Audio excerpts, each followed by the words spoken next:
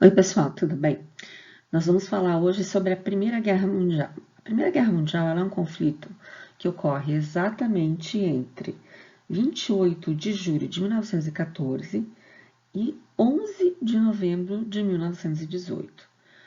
Ela é importante porque ela não é só um conflito mundial, ela é a primeira vez em que os países se conflitam entre si, ou seja, eles brigam entre si por questões que são muito mais do que conquistas de território. Pela primeira vez se fala não só nas conquistas de território, mas nas questões de desenvolvimento tecnológico, nas questões de imposição do comércio, o que fazer com essas colônias, com esses espaços que foram conquistados. E basicamente nós vamos falar que a Primeira Guerra Mundial ela é um conflito sobre os nacionalismos, tá? Eu não vou falar nacionalismo, eu vou falar de nacionalismos, ok? Então vamos começar a falar da Primeira Guerra. Para quem já acompanhou bem as nossas aulas presenciais, eu falei muito desse quadro aqui, tá? Ele está em espanhol, mas eu acho importante porque ele vai usar todos esses adjetivos aqui para definir o que nós chamamos de nacionalismo, certo? Então, o nacionalismo ele envolve uma série de conceitos. Eu posso dizer que ele é uma mistura da honra com a família, a família com a virtude, a independência e a glória, a união, a lealdade, a liberdade e a pátria, a ordem, o amor e a justiça. A ordem, o amor e a justiça estão junto com a honra. A liberdade e a lealdade são virtudes. A independência é o que se quer para uma pátria. Então, todos essas derivações da palavra nacionalismo falam bem o que se vivia no contexto do final do século XIX e início do século XX, que dá origem à Primeira Guerra Mundial. Então, nós temos que pensar que, mais do que questões econômicas, a Primeira Guerra Mundial é chamada de Guerra dos Nacionalismos. Os nacionalismos estão em alta, os nacionalismos são importantes para iniciar o conflito. Também já passei essa imagem em sala de aula. Essa imagem ela mostra o nacionalismo como ele era iniciado na prática. Lembra que eu disse no slide anterior, eu falei sobre a questão, gente, da honra, da virtude, da família, mas tem também a escola. O nacionalismo, ele é passado pela escola, ele era aprendido na escola, era na escola que se aprendia os valores da sua pátria, era na escola que se aprendia aquilo que era importante para o seu próprio país, aquilo que o seu próprio país podia ter de bom, certo? O que ele tinha de bom, certo? Então é mais ou menos isso que a gente vai pensar. O que é o nacionalismo em relação àquilo que ele apresenta de bom, como ele é passado. Nesse caso aqui, basicamente, passado pela escola. Vocês percebam quem são os alunos, tá? Percebam quem é que está por aqui, tá? São os governantes. Então, a honra, a pátria, a glória, toda ela vai ser passada pela escola. E como eu disse a vocês, a partilha da África, a partilha da Ásia também é importante, mas a da África gerou muito mais discórdia entre as potências europeias. Quando essas potências se reúnem na Alemanha, na Conferência de Berlim, no final do século XIX, nós já falamos disso também, a divisão da África ela se dá de forma desigual entre os países. Nesse mapa que nós temos aqui, nessa imagem que nós temos, o que está em amarelo é possessão francesa. O que está em verde clarinho, tá? Possessão da Inglaterra. Então, vocês percebam que a Inglaterra e a França ficam com quase todo o território africano. O que é interessante notar é o seguinte, a divisão do território africano, ela vai se dar por fronteiras e por limites instituídos pelos próprios países colonizadores. Eles não respeitam nenhuma fronteira étnica africana. eles separam tribos amigas e eles colocam juntos em mesmo território tribos rivais. Então isso vai ser muito importante para que a gente comece a pensar no desenho da Primeira Guerra Mundial. Isso aqui foi muito importante porque o que está em rosa são colônias alemãs. A Alemanha, quando chama os países para a Conferência de Berlim, ela chama para ratificar a divisão da África. E ela se sente, de certa forma, bastante prejudicada, principalmente por um país que está vivendo um século XIX bastante rico, com bastante desenvolvimento tecnológico e muito dinheiro, que é a Inglaterra. Então se pensa muito sobre o que se fazer se você não é nem a Inglaterra e nem a França, como é que você veria esse novo mapa, tá, do mundo, agora com novas colônias de exploração e não mais as colônias apenas as americanas.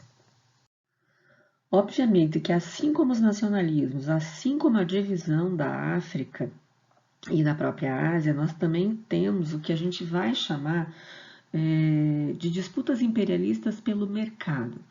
Aqui vocês observam nesse gráfico aqui a produção do carvão e a produção do aço. O que está em vermelho é a produção da Alemanha, o que está em azul é a produção da Grã-Bretanha.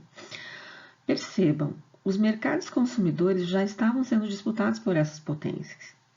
Se os mercados consumidores já estavam sendo disputados por essas potências, eu fico imaginando como é que é a produção da Inglaterra. A Inglaterra é a primeira produtora de carvão europeia desde o século XVIII. Ela está sendo alcançada pela própria Alemanha. E a produção do aço, que depende muito da produtividade de minério, foi ultrapassada pela Alemanha. Então, a Inglaterra e a Alemanha têm realmente problemas muito sérios em relação à competitividade no mercado mundial. E isso é gravemente um dos problemas que vai iniciar, que vai anteceder a Primeira Guerra Mundial. Vai ser uma das grandes causas da Primeira Guerra Mundial. A corrida entre os países pela produtividade do carvão, pela venda do carvão e o carvão em si sustentando as suas indústrias bélicas. Nesse caso, indústria bélica já, ok? O território de Alsácia e Lorena é um dos grandes motivos desse conflito mundial, certo? Esse território, ele era germânico, pertencia ao Sacro Império Romano Germânico, e ele foi tomado pelo Luís XIV em 1648, num episódio que nós chamamos de Paz de Westfália. Mas ele vai ser entregue, devolvido, pela França para a Alemanha após o seu processo de unificação em 1871. A Alemanha é unificada em 1870, em 1871 é assinado um acordo chamado Tratado de Frankfurt, e esse Tratado de Frankfurt, que encerra a última guerra franco-prussiana do século XIX, é terminada essa guerra com a entrega desse território para a Alemanha. É um território que, para a Alemanha e para a França, na verdade, muito importante, certo? Importante porque ele faz parte, ele tem minério nesse território, então ele é disputado também por causa disso.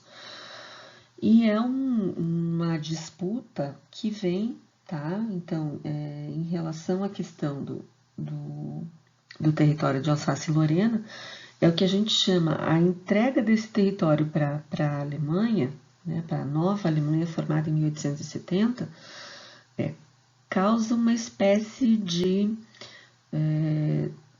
revanche. A Alemanha ganhou um território que era francês. A França quer tomar de volta esse território. Então, isso, de certa forma, vai ser um dos grandes motivos também da Segunda Guerra Mundial. Tá? Então, nós temos um motivo que foi econômico com a Inglaterra e um motivo que foi também econômico e político com a França. Aqui nós vamos ter uma ideia dos grupos formados durante a Primeira Guerra Mundial, dos impérios formados durante a Primeira Guerra Mundial. Nesse mapa especificamente, nós vamos ter ele depois com outras cores, outras legendas, mas nesse mapa especificamente nós temos a Grã-Bretanha, nós vamos ter a França e vamos ter o Império Russo. Os 3 grandes países. Nós temos, obviamente, outros países que fazem parte da Tríplice Entente. E nós vamos ter o grupo que vai iniciar a guerra. Alemanha, Império Austro-Húngaro, Bulgária, Império Otomano. Nós vamos ter também, gente, nós temos que pensar que na Primeira Guerra Mundial são 2 grupos muito específicos, tá? Eu vou tratar o grupo da Alemanha como o grupo da Tríplice Aliança, tá? E o grupo, tá, da Entente vai ser o grupo que vai combater a Alemanha. Esses grupos são formados antes do início da guerra.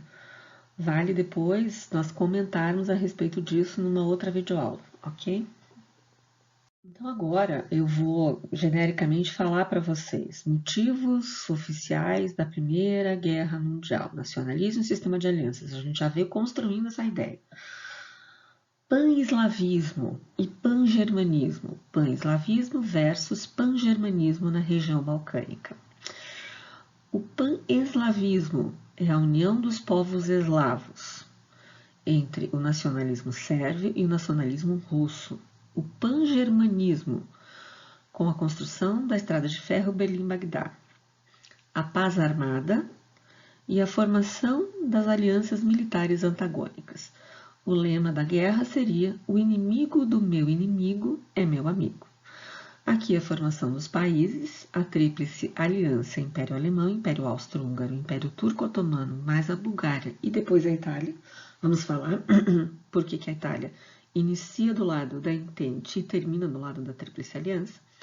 E a Tríplice Entente, Inglaterra, França, Império Russo, Estados Unidos. Outros países participaram. Nós tivemos a presença de muitos países, inclusive o Brasil nessa guerra, mas nós colocamos esses como os principais países porque lutaram na frente de batalha. Outro ponto importante, além dos pan-eslavismo e do pan-germanismo, são as políticas de aliança, certo? Que são iniciadas antes da guerra. E outra coisa que é muito importante, tá? Que nós vamos pensar em relação ao início da Primeira Guerra Mundial. A gente falou do pan-germanismo, do pan-eslavismo, da política de aliança, mas é um outro ponto muito importante, que é a paz armada. Todos os discursos eram levados para a paz, mas todas as práticas eram pensadas em relação à guerra.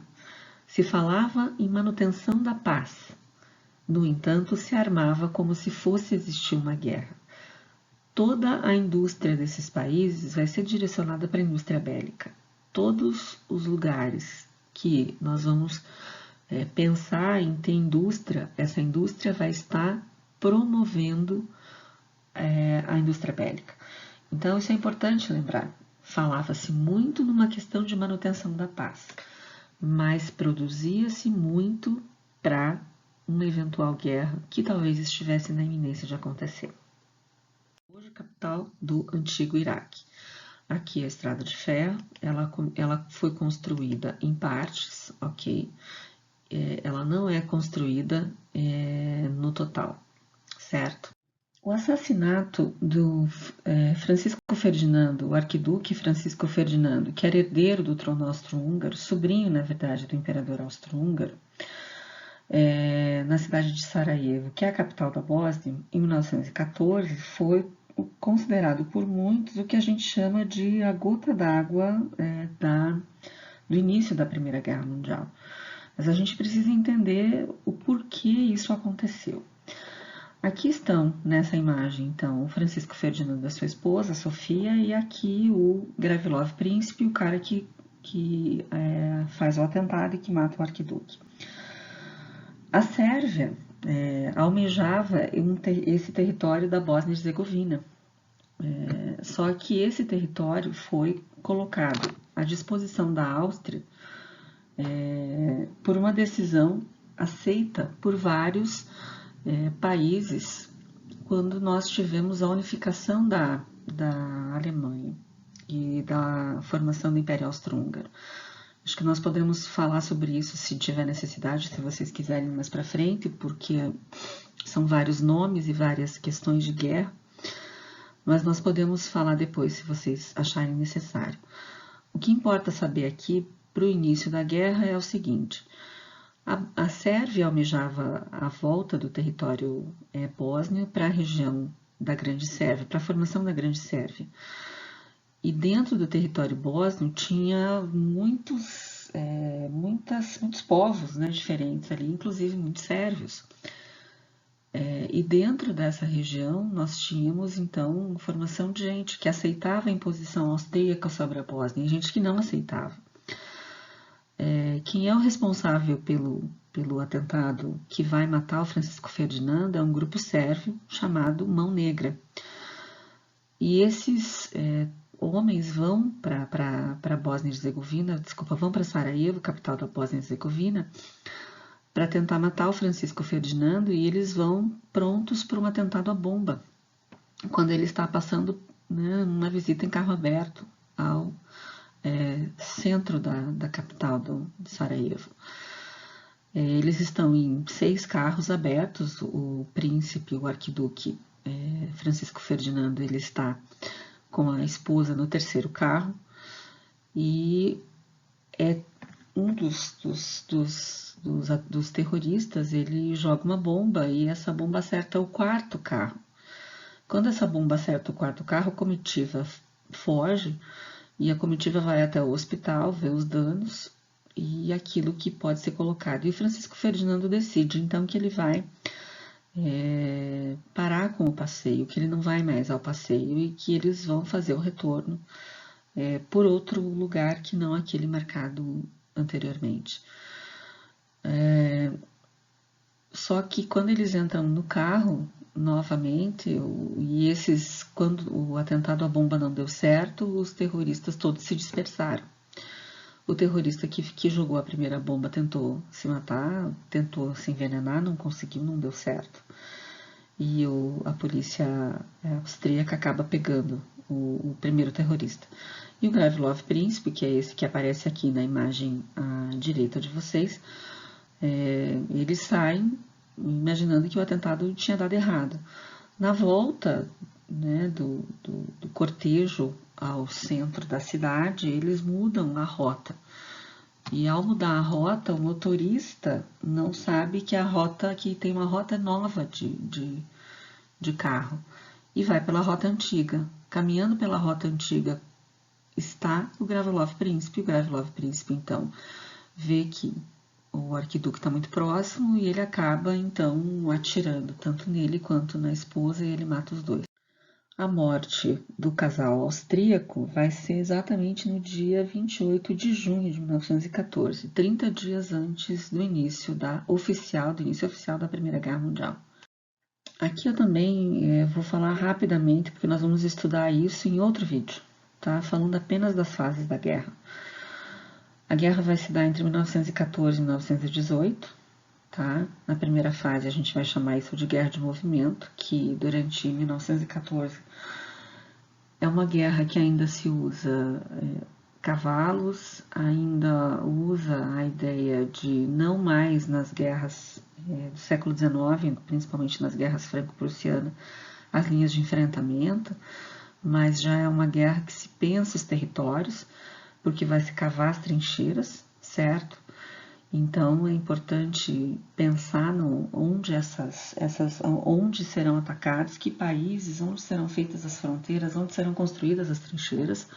Tá? Eu indiquei para vocês um vídeo que fala bastante sobre a vida nas trincheiras, acho muito importante isso. Entre 1915 e 1917, realmente as guerras de trincheiras. Tá? Nós vamos atentar ao detalhe do Natal de 1914, o que aconteceu no Natal de 1914.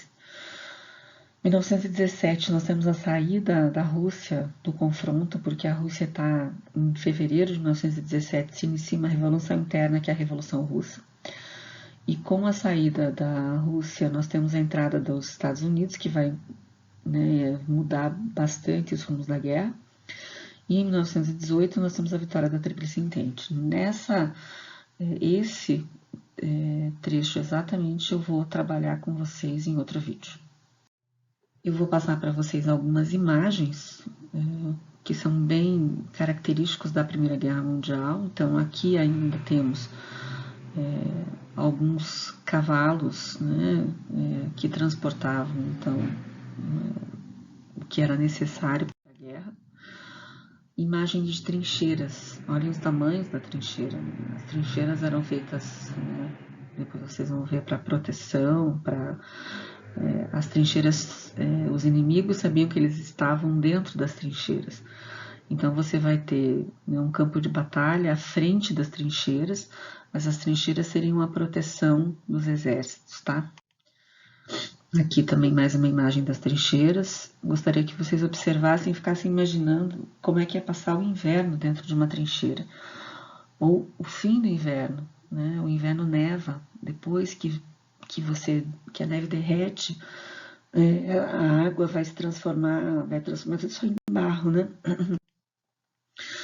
Aqui algumas inovações da Primeira Guerra Mundial, ok? Os aviões, né? Aqui vocês podem observar os navios no anterior. Aqui a gente vai chamar de propaganda das alianças, né? Das guerras. Foram bastante usadas durante a Primeira Guerra Mundial. Para finalizar aqui, o desenvolvimento tecnológico, né? Introdução de novas tecnologias, aviação, balões meteorológicos, granadas e morteiros, os submarinos e os encouraçados, né? E o fim das batalhas clássicas de enfrentamento em linha. Tá? E o mais importante, desenvolvimento da indústria química e da indústria farmacêutica. Tá? Mais alguns tanques da Primeira Guerra, tanques americanos aqui, aviões americanos aqui, tá? Submarinos e as consequências da guerra, ok? Então, aqui, aproximadamente 20 milhões de mortes, a cessão dos Estados Unidos, a assinatura do Tratado de Versalhes, a Alemanha considerada culpada, tá? E aqui mais algumas consequências da guerra. Devolução do território de Alsácia e Lorena para a França, perda de todas as colônias, perda de 1/7 do território, né, território tanto da Alemanha quanto da Áustria-Hungria, a indenização aos vencedores, a limitação dos exércitos de Áustria-Hungria e de Alemanha em até 100 mil homens, a proibição de fabricação de navios de guerra por esses países, a proibição da Alemanha se unificar com a Áustria, uma crise econômica sem precedentes feita na Alemanha, o revanchismo alemão, que vai dar origem ao sistema totalitário da Segunda Guerra Mundial, a formação da Liga das Nações,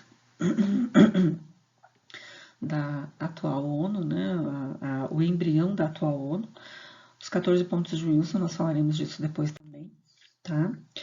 O desmembramento do Império Austro-Húngaro, tá? Por esses países que vão se formar, Polônia, Tchecoslováquia, Hungria, Iugoslávia, Finlândia, Lituânia, Letônia e Estônia.